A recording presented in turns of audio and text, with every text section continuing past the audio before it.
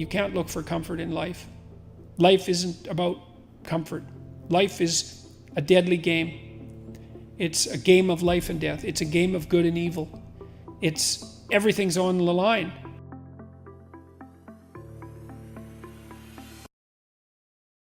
Your sanity's on the line. Your freedom from pain is on the line. Your freedom from despair is on the line. Your family's on the line. There's no comfort. Life is an adventure. I'm a clinical psychologist, and here's one of the things you do to make people less afraid. You don't make the world safer. What you do is people tell you what they're afraid of, and then you break it into little bits so that they can go confront them. So maybe they're afraid of going to a party, and you break that down. You say, well, do you know how to introduce yourself? And they say, well, I don't really even know how to shake someone's hand. And so then you practice having them shake their hand and introduce themselves, because maybe they weren't taught by that by their half-witted parents when they were young, because they were ignored. And so then you say, well, maybe you can go to a party for half an hour, and all you have to do is introduce yourself to 2 people, and we'll call that success. And you build up their competence and their confidence one step at a time. And what happens, the clinical literature indicates quite clearly, is you don't make people less anxious by doing that. You make them braver. It's not the same thing. You don't make the world and its horrors smaller. You make the person and their capacity to deal with horror larger. You encourage them. You strengthen them. That's what you do at a university. You arm people with arguments. You hone their intellect. You help them learn to write so they can marshal their arguments. You help them learn how to engage in intellectual combat, because that's better than engaging in real combat. And you make them hard and strong. You don't mollycoddle them and make them safe unless you're their enemy, unless you're trying to devour their spirit. And that's what we have in the universities. We have the reign of the Oedipal mother whose answer to everything is, oh, just come a little closer, dear, and I'll protect you from the world. It's just like Hansel and Gretel's, the witch in the Hansel and Gretel story.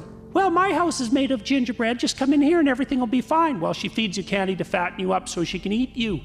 That's the archetype of a modern university. In this representation, you have a representation of the individual, at least a Christian representation of the individual, and that's Christ. And it's a terrifying representation. It's a remarkable representation, because it's not a representation of transcendence, it's a representation of suffering. And it's a funny kind of representation of suffering, because the manner in which the story unfolds is this. Christ, as the archetypal individual, the model for individuals from a psychological or mythological perspective, knows that he's limited and knows that he's doomed to both suffering and death. In the Garden of Gethsemane, the night before his crucifixion, he has an argument with God, and the argument basically is, do I actually have to do this? And the answer is twofold. Well, no, actually you don't have to accept your suffering. But you don't have to voluntarily accept your suffering, but there are consequences if you don't. Now, the Christian story is predicated on the idea that if you voluntarily accept your suffering, you can simultaneously transcend it. It's a remarkable philosophy, and it's also something that we have very good support for from a psychological perspective.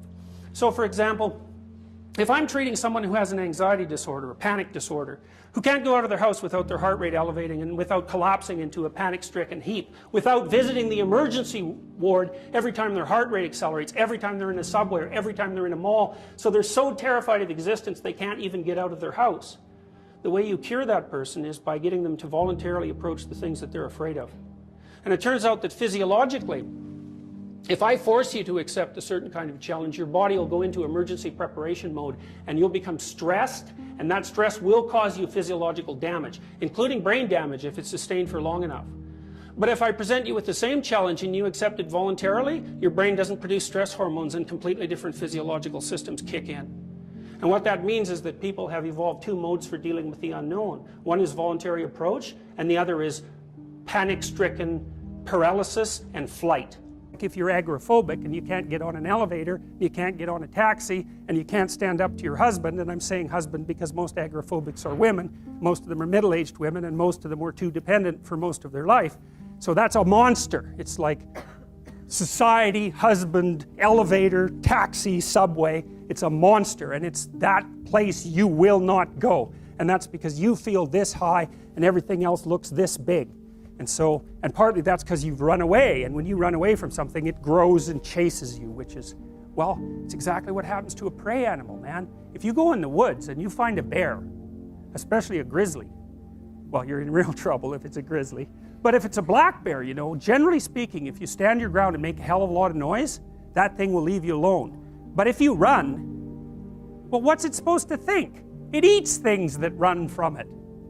So that's exactly where that idea come from. You turn tail and run, and then the thing that you're afraid of is really a monster, and it's gonna like get you and eat you. It's like, well, that's true psychologically as well. What are you afraid of? Well, okay, you're afraid of everything. Well, let's get something specific you're afraid of. Well, I'm afraid of an elevator. Okay, an elevator. So I have a client, she's afraid of elevators. The elevator door opens, she goes, "That's a tomb." And I thought, oh, wow, I thought it was an elevator. But for you, it's not a bloody elevator. It's death. And so that's what you're afraid of. It's worse than that. You're afraid of being trapped inside there in the dark, alone, not knowing if anyone is going to rescue you, stuck there with your damn imagination, freaking out. It's like, and if that's not, and then maybe you have a heart attack because you're so terrified and you die. So, well, what can you handle? Can you go and look at an elevator from 10 feet away? It's like, yes. Okay. How about 9 feet away? Yes. 5 feet? Yes. 4 feet? No. Okay, no problem. 4.5 feet. We're going to go from that elevator, and we're going to look at the damn thing until you're bored of it. Because that's what we're trying to, you should be bored of the elevator. Because then you're not afraid of it, obviously. It's like, it's an elevator. You just don't notice it, right? So, this week they're 4.5 feet from the elevator. Next week they're a foot from the elevator. And the week after that, the horrible gates of hell open and they look inside and they don't run. And so, hey, they're tougher than they thought they were. And that's what you're teaching them, actually. You're not teaching them that the world isn't dangerous. Because that's a stupid thing to teach someone. Bloody right, the world is dangerous. It's terrifying. And sometimes people they realize that.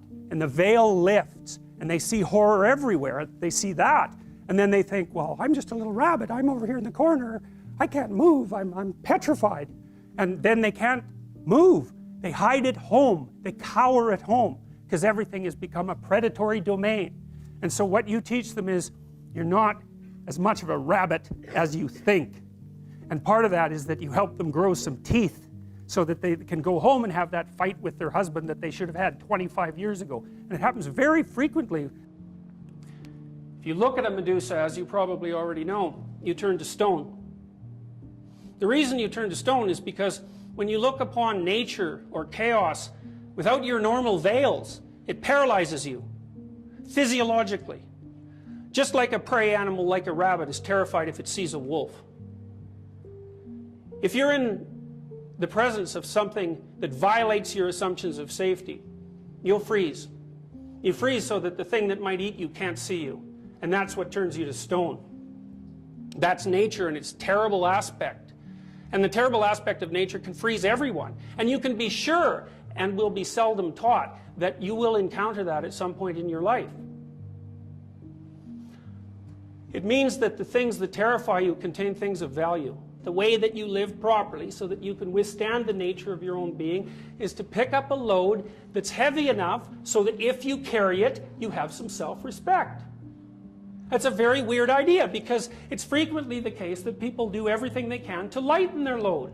But the problem with carrying a light load is that then you have nothing that's useful to do. And if you have nothing useful to do, all you have around you, unless you're extremely fortunate, and that will only be the case for very short periods of time, is meaningless suffering. And there's nothing worse for your soul than meaningless suffering.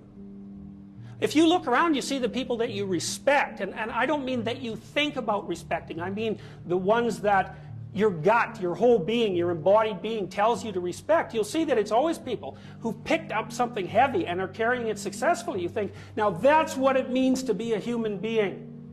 And when you see that, you can think, well, perhaps life is worthwhile, despite the fact that the essential nature of reality is suffering.